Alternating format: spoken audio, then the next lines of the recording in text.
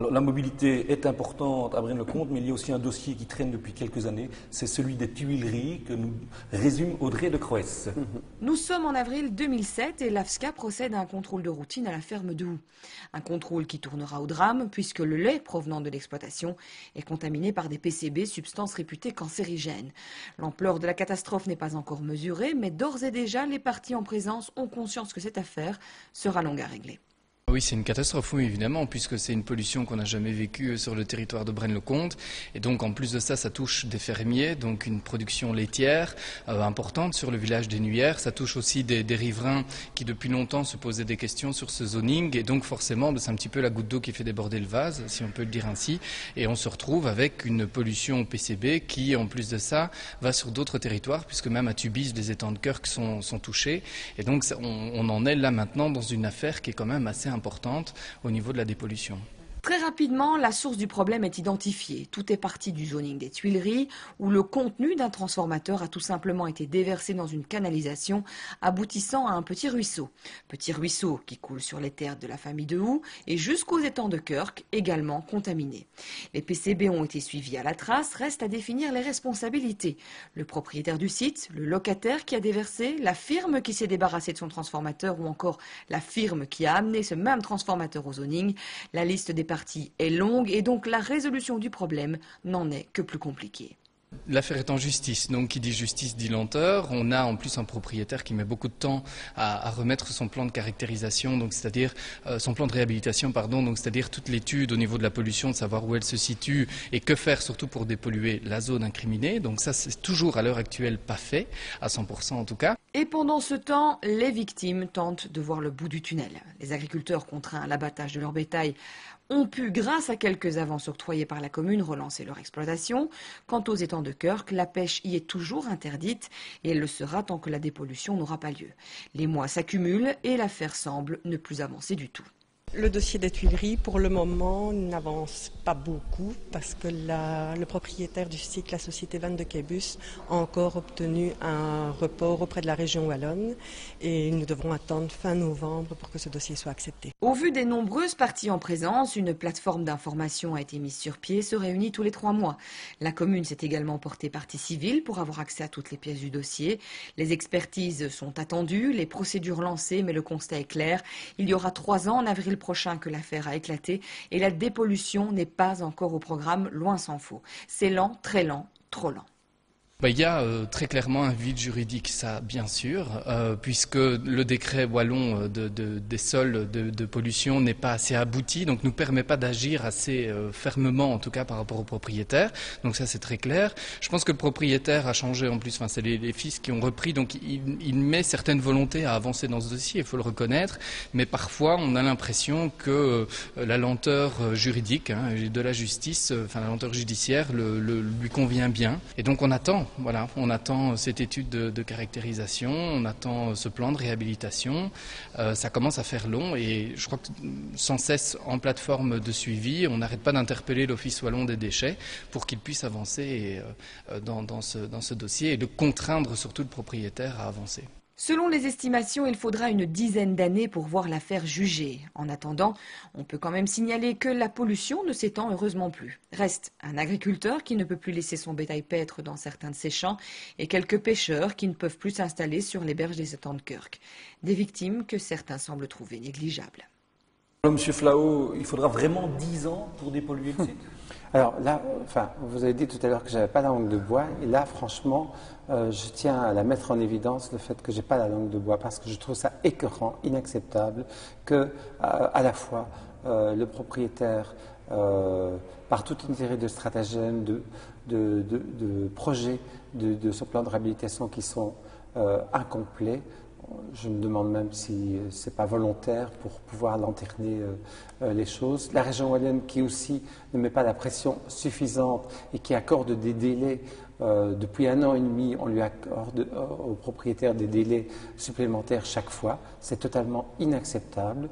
Nous avons écrit à l'ancien ministre Ludgen, qui était en charge du dossier. Maintenant, nous avons écrit au nouveau ministre en charge, Philippe Henry.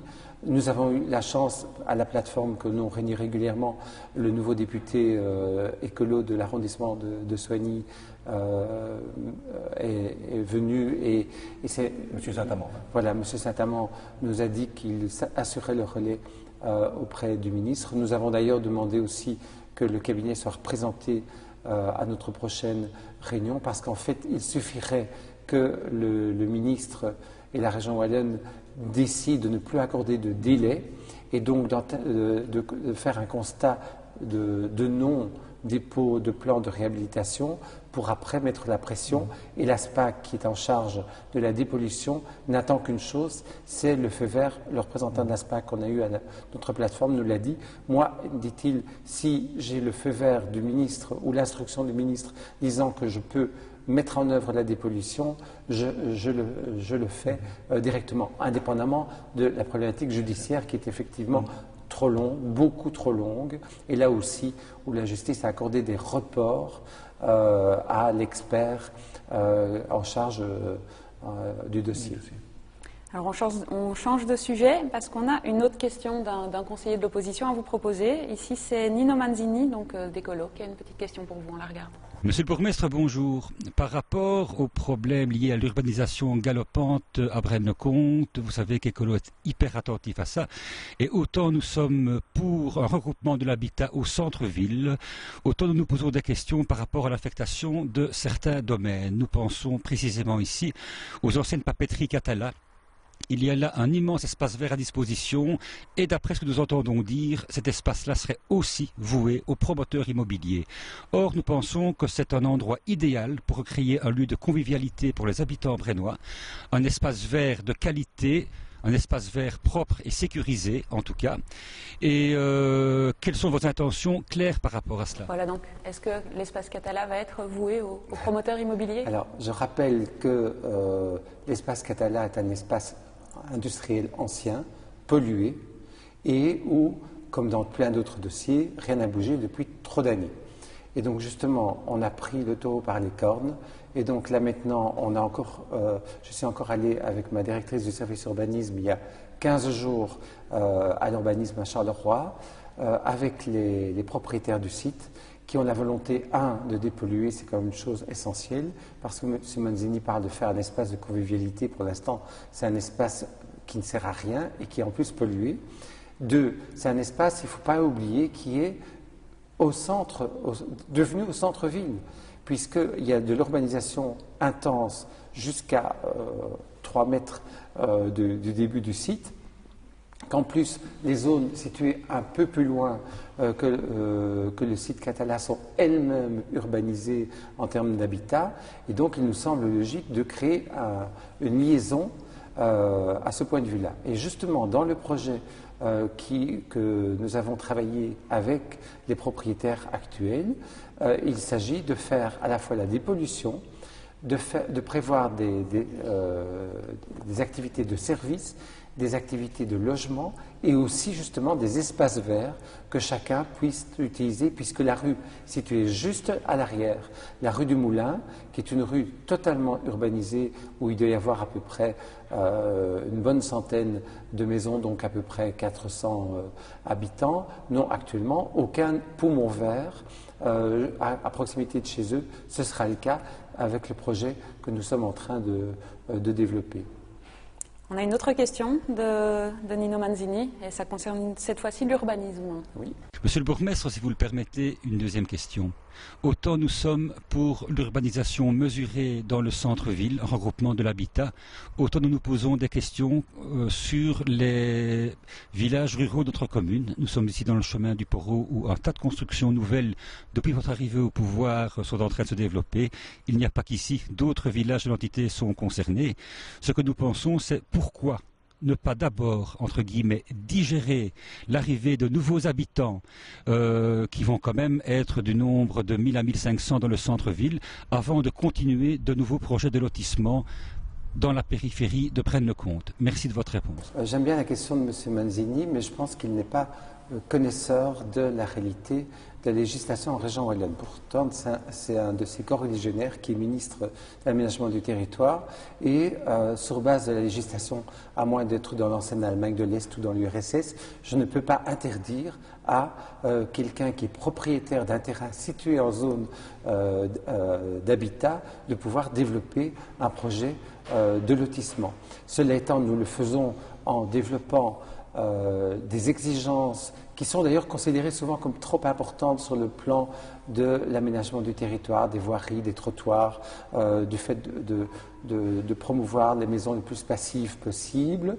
Mais d'un autre côté aussi, je voudrais dire, pousser encore un coup de gueulante, je trouve que si on a une conception passéiste, à savoir de dire ah ben, nous on habite à Braine-le-Comte et on ne doit pas permettre que d'autres habitants viennent à Braine-le-Comte, ça veut dire que dans ce cas, l'offre de logement ne sera plus extrêmement importante, les prix vont encore plus monter et on rejettera encore plus des populations qui ont moins de moyens au-delà de Braine-le-Comte dans les communes du centre, les autres communes du centre du Borinage, et ça ne me semble pas être une bonne attitude. Nous avons la priorité effectivement de développer au maximum et dans la mesure de nos moyens légaux le développement au centre-ville et les projets, on a cité Catala tout à l'heure, le projet des habités, de la reconversion totale des habités participe grandement à cela, mais je ne veux pas et je ne peux pas empêcher des projets venant du privé de se développer ailleurs,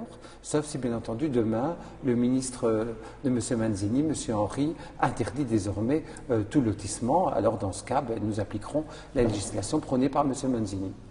Alors on a beaucoup parlé de vous en tant que bourgmestre jusqu'à présent, mais vous êtes aussi parlementaire. Alors vous revenez d'ailleurs d'un voyage en Israël, un voyage officiel dans le cadre de ces fonctions. Si maintenant vous aviez à choisir entre ce poste de bourgmestre et ce poste de parlementaire, vers quoi vous vous dirigeriez? Je n'hésite pas un seul instant. Je choisirais de rester bourgmestre de Braine-le-Comte. Je trouve que c'est la plus belle fonction au monde. C'est celle qui me donne le plus de bonheur. Le plus de sérénité, le plus d'envie de faire des choses pour mes concitoyens. J'aime beaucoup ma fonction de parlementaire aussi. Je m'y investis, je crois, à fond. Mais je trouve que c'est au niveau communal que l'on peut concevoir des projets, les lancer et voir leur réalisation dans un délai raisonnable. En plus, c'est là où on a le plus de proximité avec les citoyens. Et pour moi, ça c'est ce qui fait mon énergie pour chaque jour. Alors justement, on termine rapidement avec une toute dernière question. On a commencé avec votre portrait. On a vu que vous étiez un passionné de culture et de voyage. Très rapidement, M. Flao, quand vous ne faites pas de politique, que vous ne voyagez pas et que vous ne lisez pas, que faites-vous?